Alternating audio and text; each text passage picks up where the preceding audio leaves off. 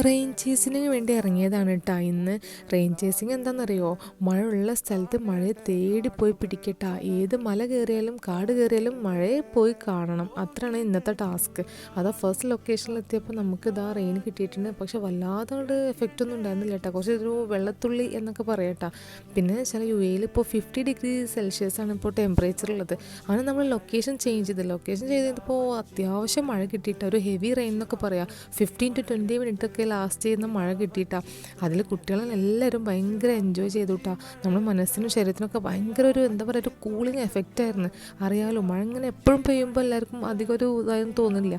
പക്ഷേ ഇതൊരു പ്രഷ്യസ് മഴയായിരുന്നു കേട്ടോ. അപ്പോൾ നെക്സ്റ്റ് റെയിൻ ചേസിന് വേണ്ടി തയ്യാറെടുത്തുകൊണ്ടിരിക്കുകയാണ്. നെക്സ്റ്റ് ഡേറ്റ് കാണാം. അതുവരെയും ടാറ്റാ.